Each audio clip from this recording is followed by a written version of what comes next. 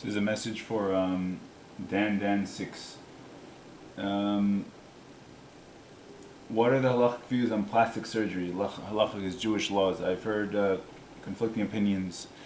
Basically, and generally speaking, Jews do not concern themselves with physical appearance, sensing ultimately that the body is something that lives for at most 120 years, while the soul is eternal. And we're not in this world to perfect ourselves physically. That's at least a Jewish view.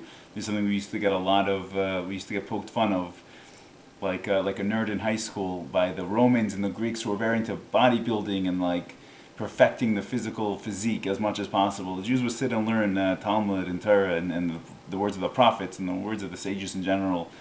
And yeah, I always compare the Jews to the geeks of the universe, because always sitting with their books, not really interested in worldly affairs, and then eventually turn out they're kind of interesting people. They kind of been, especially now at this point, we've elucidated Torah to the point where there's commentaries on the Zohar, commentaries on the Talmud, commentaries on the commentaries of the Talmud. I mean, there's just so much. The canon of Jewish literature is so rich; it's literally second to none. I've never seen anything like it. But we don't generally concern ourselves with physical appearance. So generally, you wouldn't find an Orthodox Jew going out trying to get plastic surgery. It's not something that we believe. We believe, of course, you have to stay in shape, and if it's a health concern, like there's just way too much fat and you have to do liposuction, that wouldn't be for aesthetic purposes. But if it's you think your nose doesn't look right, or your lips could use more fat from, I don't know exactly, but that's not something that Jews generally, the Orthodox Jews. However, I heard that if someone is very, very uncomfortable with their physical appearance to the point where it distracts them and it takes away from their quality of life, then presumably they'd be able to ask the rabbi in this manner, and the rabbi would tell them that, look, if it's something that's taking away from your ability to function in society and making you not confident, not comfortable, and you feel you need it simply to exist, then it's not going to be prohibited for you. Generally, these surgeries are safe and they're not a risk to your health. So that's that. But overall, the Jewish people have never been one, and you can see this in pictures or not. I don't want to say too much, because there was recently a group of women who got very upset that someone said that Hasidic women do not dress nicely or something. But generally speaking, the Jews aren't a people who are into physicality. It says in Hayom Yom that God gives the Jew physicality, and the Jew makes it spirituality. And that's why we don't spend hours at the gym, or we have other things. We have the Torah to learn, and the Torah to learn is a huge yoke. I mean, I would challenge anyone to take even a newborn son and try to teach him the entirety of the Talmud throughout his whole life. And you'll see what a task this is, what a daunting task. And this is obviously, he has to know the whole Tanakh first, the 5 books of Moses, the words of the prophets, the words of the writings. He has to know, and then from Tanakh, from Talmud, you have to teach him the code of Jewish law in its entirety, which is no small task. So you have to prioritize your time, and these are things.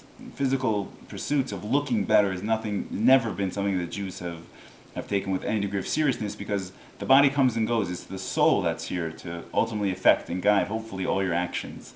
And the soul operates primarily through the intellect, through the psyche. And when it does this, then a person is considered a good, beautiful person. We say when we sing to our wives on Friday night, we sing from something called Mishlei. So it's, I think, Proverbs in English. One of the lines is, the grace is a lie, and beauty is vanity. Meaning, we're not married to you because you're the best looking person on the planet.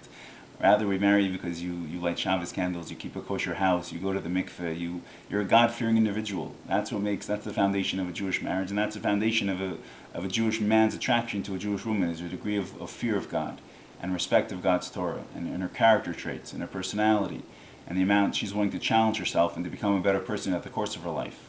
That's what Jewish men look for, and that's why. I don't know. I don't want to say that's why Jews look the way they do sometimes, because some Jews might get offended.